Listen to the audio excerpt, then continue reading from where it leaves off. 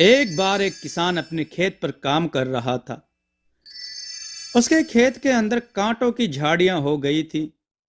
वह किसान उन झाड़ियों को काटकर अपने खेत से बाहर निकाल रहा था।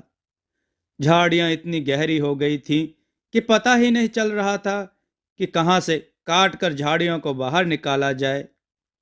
किसान बड़ी मुश्किल से उन कांटों से खुद की सुरक्षा करता हुआ बाहर निकाल रहा था। वह किसान बड़ी सरलता और आसानी से झाड़ियां काट रहा था। किसान बिना अपना वक्त गवाए झाड़ियां काटने में लगा हुआ था। किसान के हाथों और पैरों में कांटे चुभ गए थे। किसान को काम करते करते कब दोपहर हो गई पता भी नहीं चला। उसने देखा कि दोपहर ढलने वाली है। गर्मी भी बढ़ती जा रही थी। उसने खेत से बहुत सारी झाड़ियों को काट दिया था। तो उसने सोचा, एक और आखिरी झाड़ी साफ कर देता हूं, फिर ठंडी छांव में जाकर आराम करूंगा। उसने एक झाड़ी में जैसे ही अपनी कुल्हाड़ी चलाई तो उसमें से एक सांप निकलकर बाहर आया। किसान बहुत घबरा गया। सांप को क्रोध में देखकर किसान ने सोचा, शायद गर्मी के कारण झाड़ियों में बैठा होगा। अभी मैं इस झाड़ी को छोड़ दूं। और वह किसान ठंडी छांव में जाकर बैठ गया। थोड़ी गर्मी कम होने पर सांप यहां से चला जाएगा, फिर अपना काम करूंगा।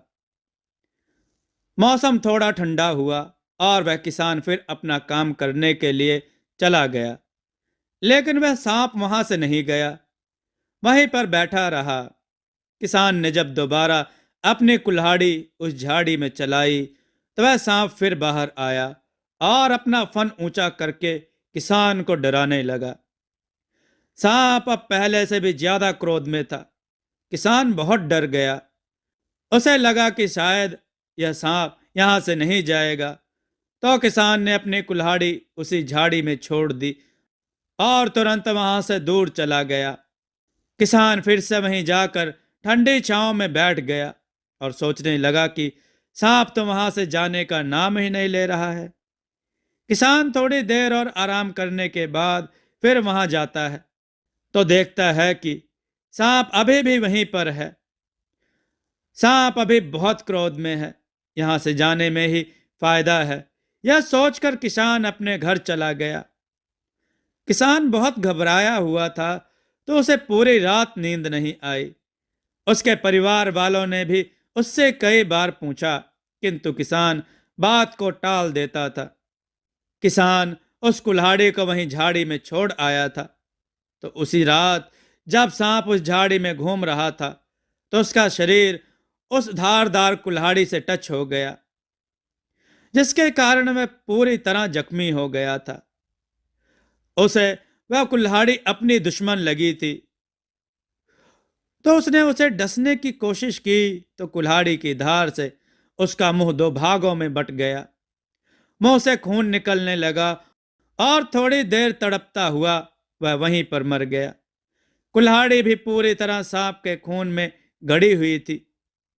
सुबह किसान उठा और अपना घर का काम करके थोड़ी देर बैठा और सोचने लगा कि सांप अब तो कहीं चला गया होगा, मुझे अब जाना चाहिए। सुबह जब किसान आया तो उसने देखा कि सांप मरा हुआ पड़ा है और कुल्हाड़ी पर भी खून लगा हुआ है। तो किसान को सब समझ आ गया कि सांप अपने क्रोध के कारण मर गया।